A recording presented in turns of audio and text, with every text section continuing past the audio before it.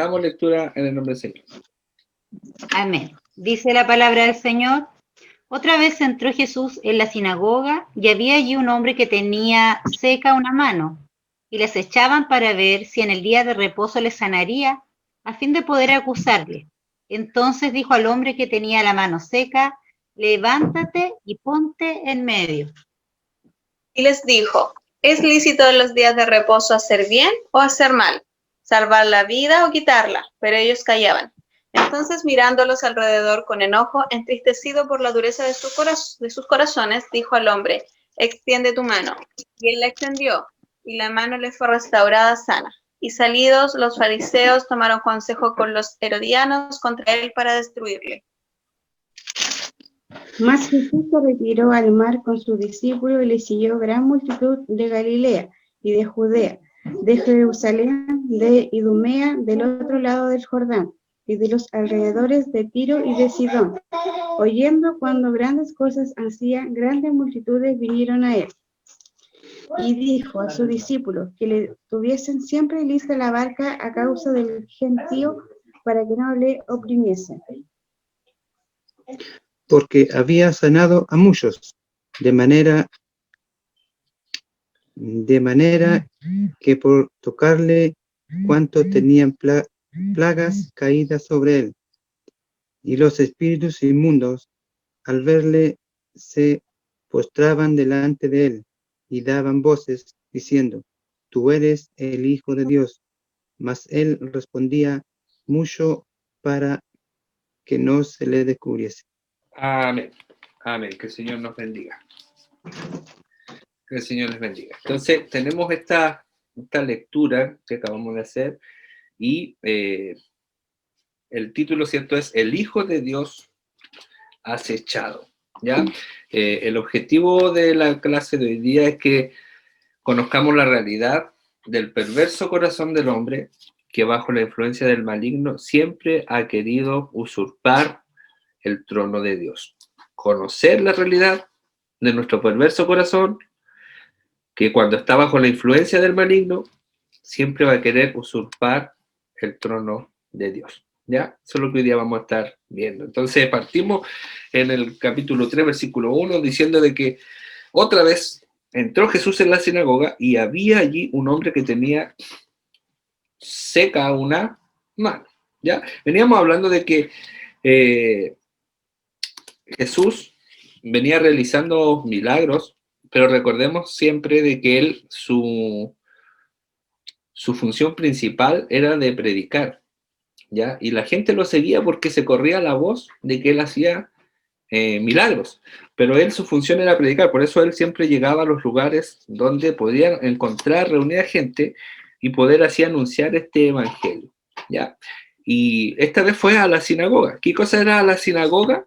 Las sinagogas eran podríamos decir, las precursoras a lo que nosotros hoy día consideraríamos como una iglesia. Ya eran lugares donde se reunían a leer y a escudriñar la escritura. Ya ahí se escuchaban a los escribas, ahí se escuchaban a los que eran sabios en la escritura y que daban instrucciones al pueblo basado en los escritos que ellos tenían de los rabinos y de las tradiciones que ellos manejaban. Ya, esto era la sinagoga. Para poder constituir una sinagoga, tenían que haber al menos 10 hombres judíos. Ya, 10 varones judíos podían constituir una sinagoga. Y la sinagoga era exclusiva para la enseñanza de hombres. Ya, solo los varones podían asistir a la sinagoga. Y ahí eran enseñados e instruidos en la palabra. Por eso cuando vemos también el ministerio de Pablo, siempre Pablo cuando llegó a alguna ciudad, al primer lugar que iba a predicar era a las sinagogas de los judíos. ¿Ya? Entonces Jesús también hace esto y va a la sinagoga y allí había un hombre que tenía una mano que la tenía seca. ¿Ya? Y podríamos pensar, en Lucas, por ejemplo, nos relata este mismo pasaje y dice que era la mano derecha la que él tenía seca. Podríamos sacar una aplicación práctica de ahí y preguntar, o hacernos la pregunta de cómo sería la vida de una persona que tiene la mano derecha seca, porque Lucas nos relata que es la mano derecha. Marco no nos da tantos detalles, pero Lucas dice que era la mano derecha. Por lo general, la gran mayoría de la población es diestra. Por lo tanto, el tener la mano derecha seca es un impedimento bastante grave para poder hacer cosas cotidianas, ¿ya?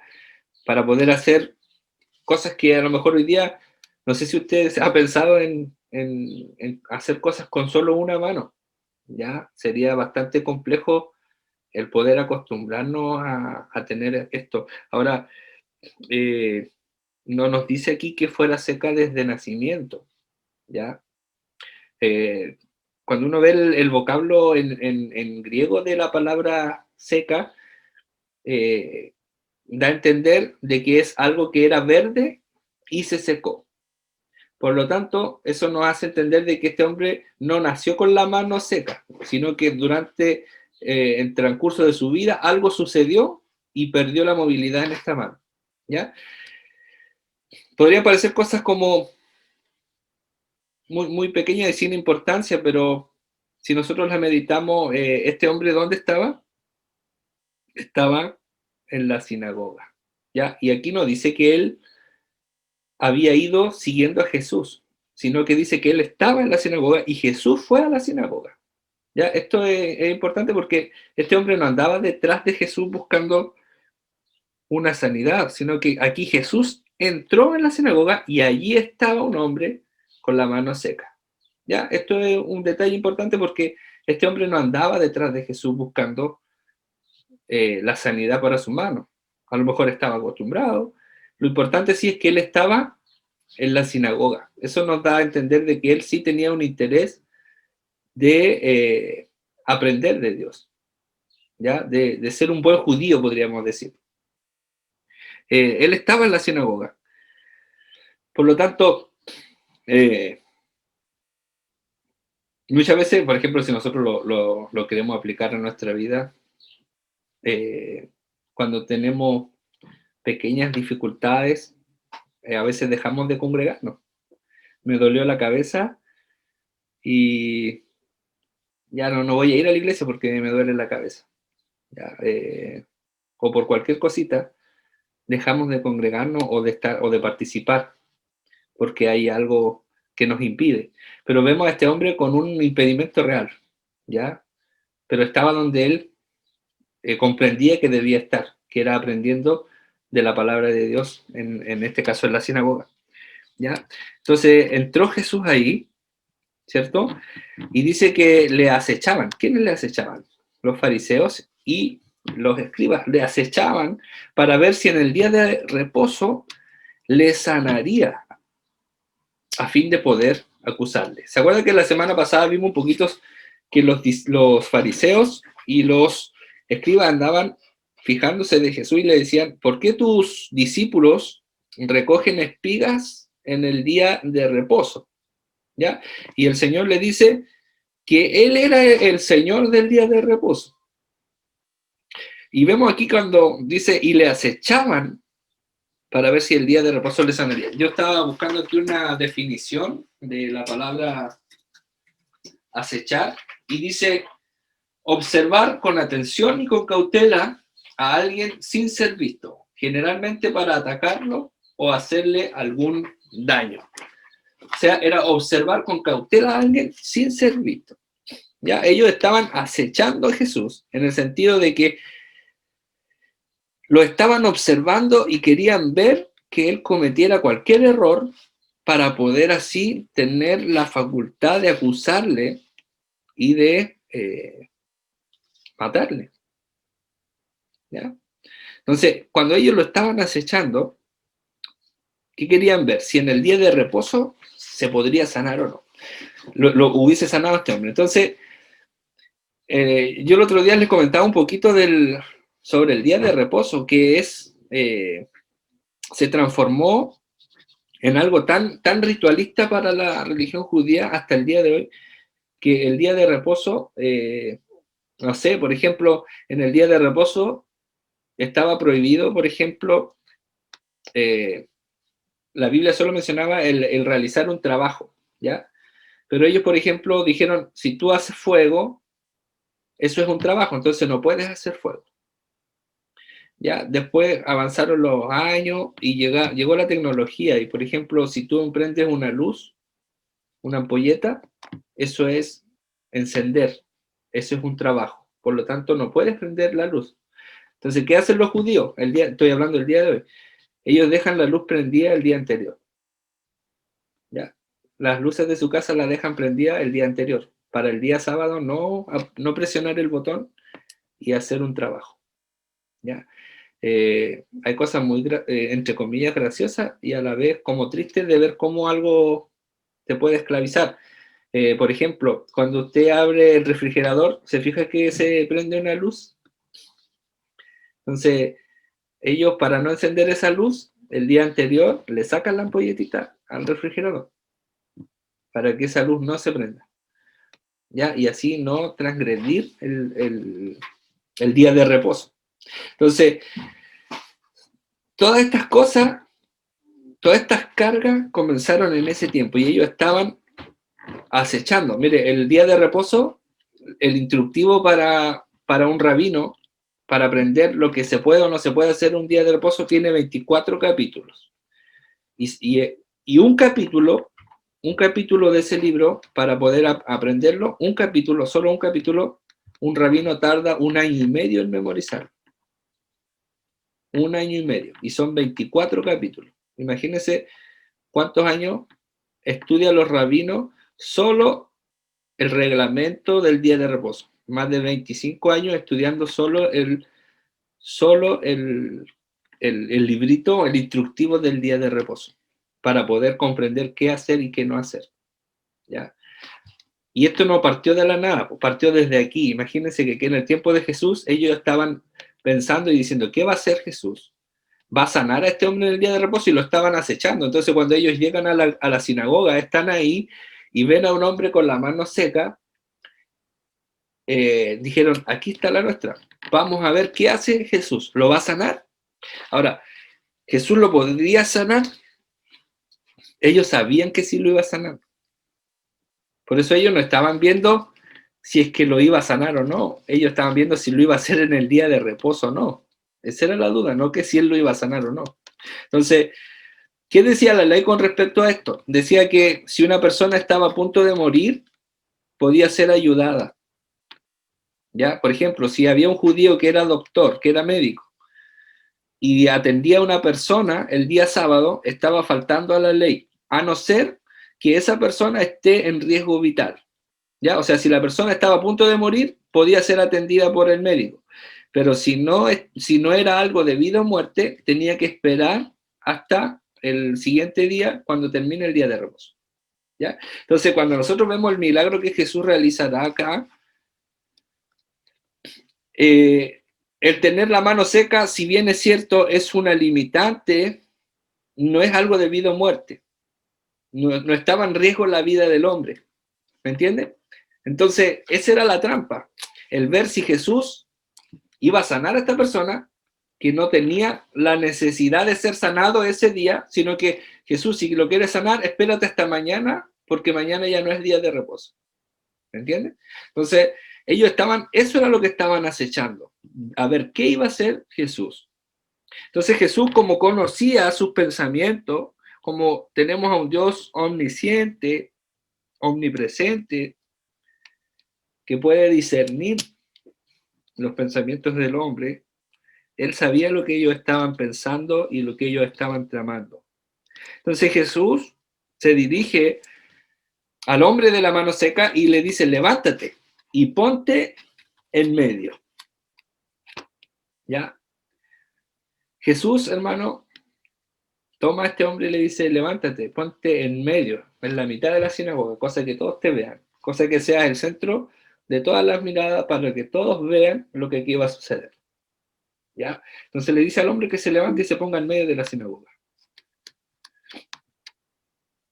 Y le pregunta, ¿es lícito en los días de reposo hacer bien o hacer mal? ¿Salvar la vida o quitarla? ¿ya? Pero ellos callaban. Lo que yo les comentaba recién, en el día de reposo estaba permitido hacer el bien, estaba permitido salvar la vida, pero no, o sea, solo en casos de extremo peligro, solo en casos de que la vida de la persona esté en riesgo. Eso lo habían dicho ellos, eso lo habían puesto ellos, porque Jesús, el que había, o Dios, el que había dado la ley, el sentido del día de reposo era: aparta este día, descansa de tus trabajos y dedica este día para mí gloria. Ese es el sentido del día de reposo. No es que el hombre quede en un lugar sin poder moverse para no trabajar o no hacer nada, sino que el sentido era: descansa de tu trabajo y dedica ese día a mí para glorificarme. ¿Ya? Y si eso sí podía hacer el bien, por supuesto.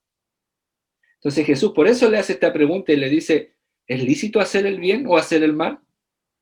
Pero ellos, ¿qué hacían? Ellos callaban. Ellos callaban. Que el Señor nos bendiga.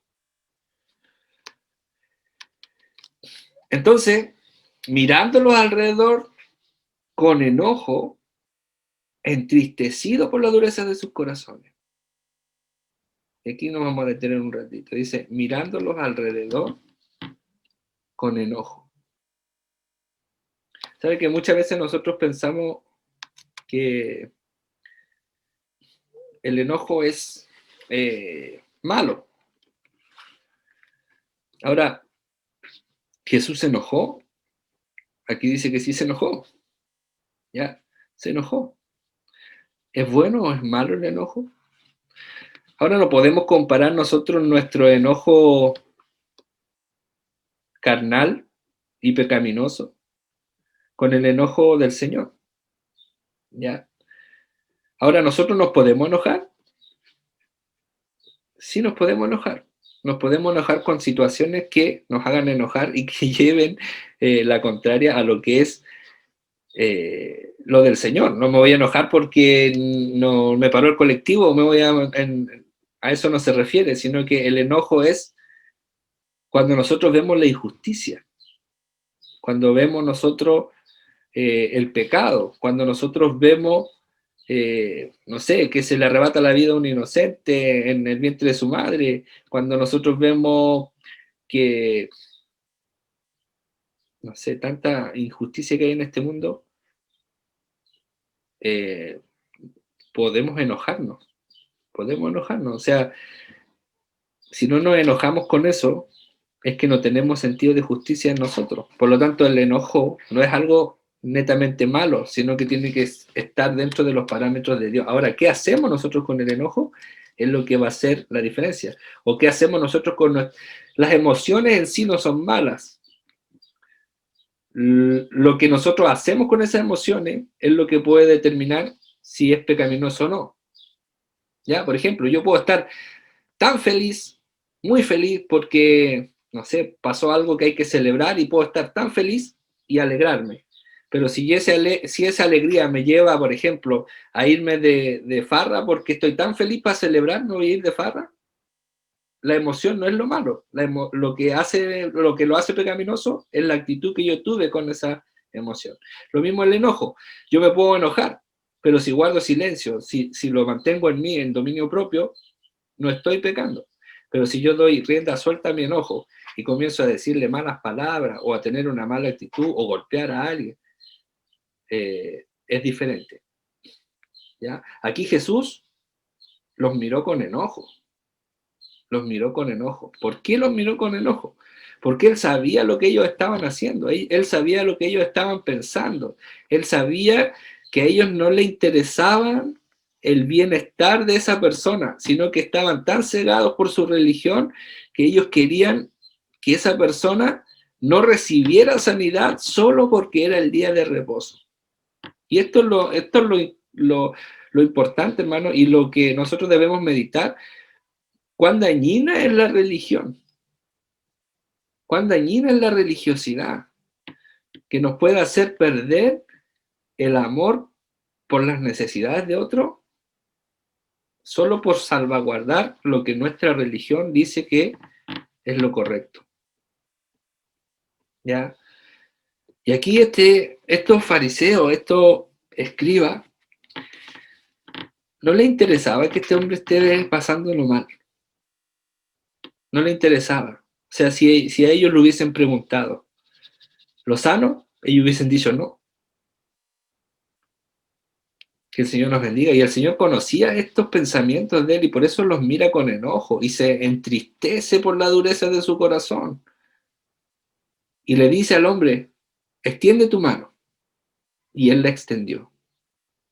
Y la mano le fue restaurada sana. Y aquí vemos la obra del Señor. Mire, dos detalles. Primero, recordemos que el hombre no andaba detrás de Jesús por la sanidad, porque él estaba en la sinagoga y Jesús llegó a la sinagoga. ¿Ya? Segundo, Jesús viene y le dice, lo para al medio y le dice, extiende tu mano. Y él la extendió. Y esto nos denota una fe y un creer en lo que estaba pasando, porque si él no andaba buscando la sanidad, y a lo mejor cuántas veces él intentó extender su mano, pero Jesús aquí le dice, extiende tu mano. Y él no le dice, oiga, no, que no la puedo extender, sino que él la extiende, obedece, cree. Y en ese momento la mano le fue restaurada. A vista y presencia de todos los que estaban en la sinagoga. Recordemos que Jesús lo hizo pararse en medio. ¿Ya? Me imagino yo que se armó el murmullo de gente, todos hablando, y los fariseos enojados salen fuera de la sinagoga y dice que fueron a tomar consejo con los herodianos contra Jesús, ¿ya? Para destruirle. ¿Quién eran los herodianos? Los herodianos eran los seguidores de Herodes, ¿ya? Eran no eran religiosos, era un partido político, ¿ya? Y lo curioso de aquí es que por lo general fariseos y herodianos eran enemigos. Eran enemigos. ¿Por qué? Porque los fariseos, recordemos que ¿de dónde vienen los fariseos? Los fariseos eran la casta religiosa, podríamos decir, que ellos pensaban de que todos sus males era porque el pueblo había desobedecido la ley y por eso es que ellos ponían ley, ley, ley, ley para volver el pueblo a la ley y ellos odiaban a los romanos porque decían, por culpa de los romanos, por culpa de este yugo de Roma, es que nuestra gente se ha contaminado o se ha helenizado y ellos han traído sus costumbres a nuestro pueblo y eso ha hecho que nuestro pueblo se aleje de Dios. Entonces, los fariseos odiaban a los herodianos, eran enemigos, pero aquí dice que ellos salieron y fueron a tomar consejo con los herodianos. ¿Ya? Nuevamente vemos lo que hace la religión. La religión, con tal de salvaguardar sus creencias y su ritual y todo lo que sea, no le va a interesar hacer alianza con los que sea, con el fin de guardar su religión. ¿Ya? Y aquí salen ellos y van a hablar con los herodianos y empiezan a planear. ¿Por qué? Porque a los fariseos no les convenía que Jesús sea el que decía que era. Y a los herodianos tampoco, porque los herodianos, como su nombre lo indica, eran los seguidores de Herodes, que era el tetrarca, el que gobernaba toda esa región. Entonces, si Jesús ganaba popularidad, Jesús podría juntar gente y armar una revuelta, que era lo que ellos temían en realidad, de que este personaje que estaba ganando tanta fama podría acumular tantos seguidores que en algún momento podrían levantarse contra el gobierno romano.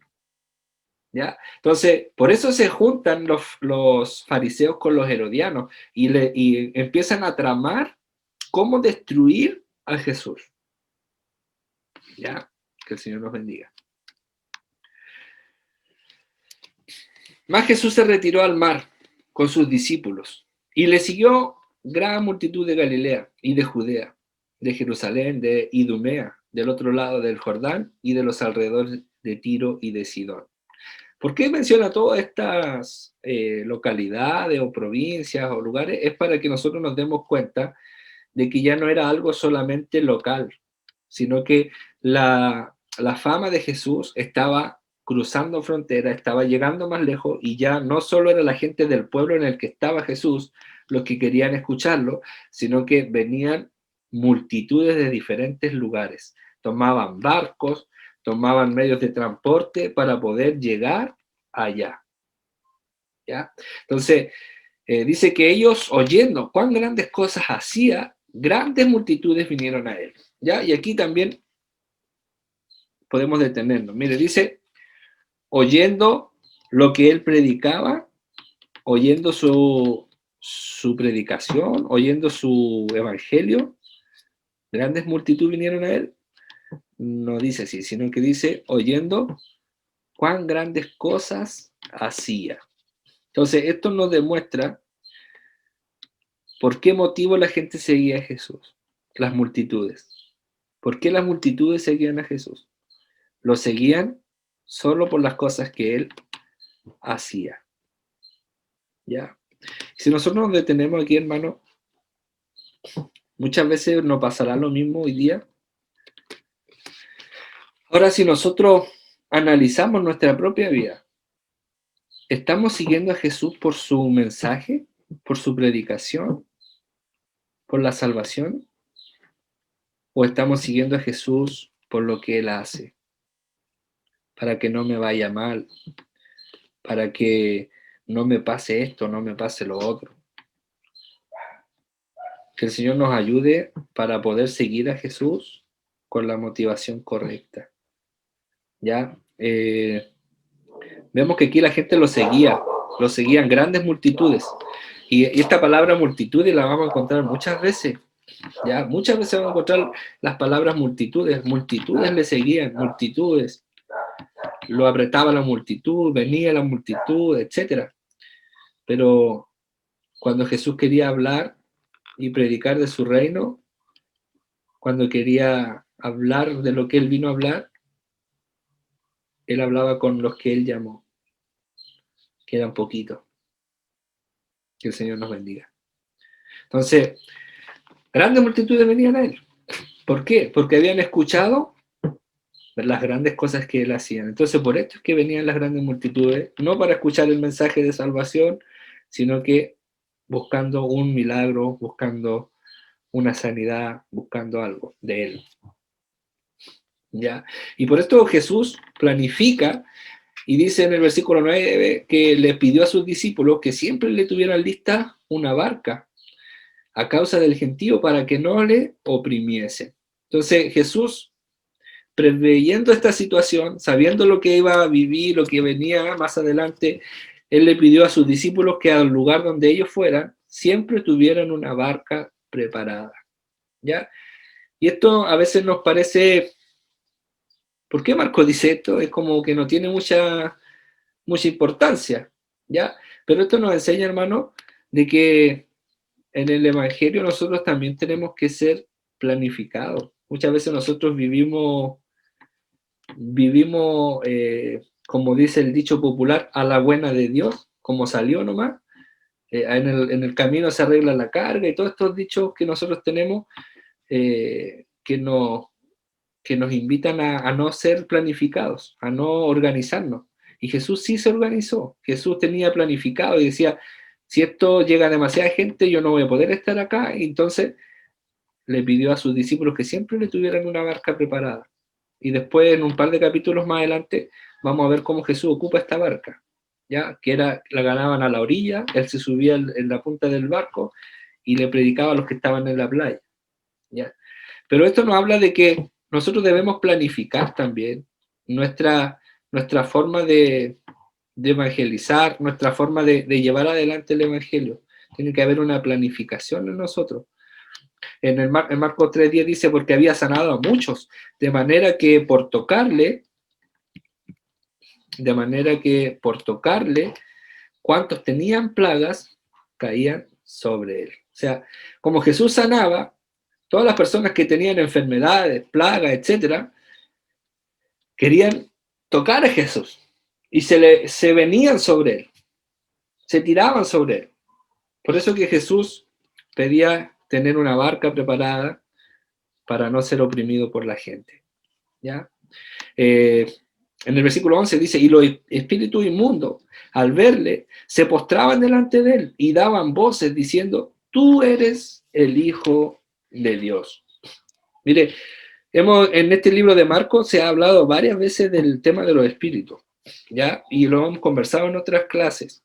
¿Por qué el Señor no permitía que los espíritus inmundos dijeran o hablaran de que Él era el Hijo de Dios? Porque en el versículo 12 dice, mas Él les reprendía mucho para que no le descubriesen, ¿ya? Entonces, Jesús, lo vimos en las clases pasadas, no dejaba que estos espíritus inmundos hablaran sobre Él, o predicaran, podríamos decir, o testificaran de quién era Él, porque eran inmundos. No pueden anunciar al santo. Y ese trabajo de anunciar a Cristo, se nos dejó encomendado a nosotros la iglesia. Ahora, lo particular de esto, hermano, es que, mire, los espíritus inmundos declaraban quién era Dios. Y muchas veces nosotros guardamos silencio de quién es Dios.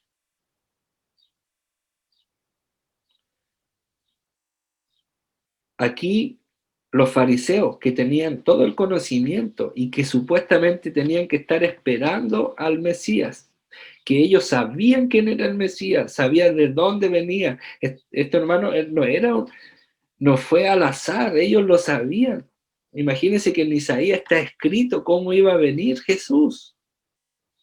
Estaba escrito dónde iba a nacer, cómo iba a venir. Todo eso está escrito en Isaías. Ellos lo conocían. Conocían las profecías. Eran los que tenían que estar esperando al Mesías. Eran los que tenían que haberlo recibido y haber impulsado su ministerio. Pero ¿sabe qué estaban haciendo? Acechándolo para matarle. Y los espíritus inmundos, ¿qué hacían? Testificaban de Dios. Y el Señor se los impedía porque ellos no están autorizados para esto. ¿Cuán grande responsabilidad tenemos nosotros como iglesia, que a nosotros se nos ha encomendado esta labor? ¿Sabes? La Escritura dice que los ángeles quisieron este privilegio y no les fue dado. Y muchas veces nosotros no participamos de anunciar al Señor. Aquí los espíritus inmundos se postraban, imagínense, se postraban delante de Él y daban voces diciendo, tú eres el Hijo de Dios. Mas Él le reprendía porque no quería que lo descubriesen. ¿Ya? Entonces, que el Señor nos ayude y nos bendiga, hermano, a poder comprender su palabra, darnos cuenta de esto tan importante que nosotros podemos encontrar en estos cortos versículos, donde encontramos cómo Jesús no le importaba que sea un día de reposo porque Él vino a hacer el bien. Él no vino a amarrarse a una tradición, a una religión, sino que vino a hacer el bien. Pero qué difícil es, hermano, hacer comprender a alguien que no ha sido atraído por el Señor. Mire, en la otra clase, en el versículo 13, esto no es de esta clase, pero lo vamos a amarrar con la clase que viene, dice el versículo 13, después subió al monte y llamó así a los que Él quiso, y vinieron a Él. Dios llamó así, o sea, Dios llamó a sí mismo a los que Él quiso, no a todas esas multitudes que lo seguían, sino a los que Él quiso. Entonces, yo quería que hoy día meditemos, hermano, en cuán grande es la misericordia de Dios que permitió que usted y que yo podamos reconocerlo a Él como nuestro Señor. Y que no estemos en el lado de los que no quieren reconocerle o que, como decían los fariseos, que lo acechaban. Cuando nosotros hablamos de Jesús, hermano, entramos en problemas. Porque, ¿sabe? El mundo tiene una concepción de Dios, del Dios de la religión. El Dios que es a mi modo, a mi manera. Entonces, el hombre se formula un Dios a su medida. El hombre se formula un Dios a su manera, que tiene que satisfacer sus necesidades, así como estos hombres que venían detrás de Jesús para que los sanara. Ese era su Dios. Y muchas veces sabe que el hombre tiene esta imagen de Dios. De Dios tiene que hacer lo que yo digo que tiene que hacer. Dios me tiene que amar, Dios me tiene que perdonar. Pero cuando hablamos, hermanos, de que Jesús se enojó, ya no es tan popular. ¿Cómo se iba a enojar? Pero se enojó. El mundo siempre quiere escuchar de que Dios te ama, de que Dios es amor, de que Dios vino, etcétera, y todo eso es cierto. Pero cuando hablamos de Jesús, ¿se acuerdan las clases pasadas? Decía que la gente que seguía a Jesús venía a él de noche. ¿Sabe por qué? Porque la gente no quiere un compromiso con este Dios. Quiere que Dios le solucione sus problemas, sus padecimientos en los cuales muchas veces ellos mismos se han metido, pero no quieren un compromiso con este Dios, con Jesús. Y Jesús representa eso. Representa primero reconocer que soy pecador. Y eso era lo que no querían los fariseos, hermanos. No querían reconocer que ellos eran pecadores, no querían reconocerlo. Ellos eran sanos. Por eso Jesús en el versículo que memorizamos la semana pasada le decía, yo no he venido a los justos, sino que he venido a los pecadores. Los sanos no necesitan médicos, pero los enfermos sí.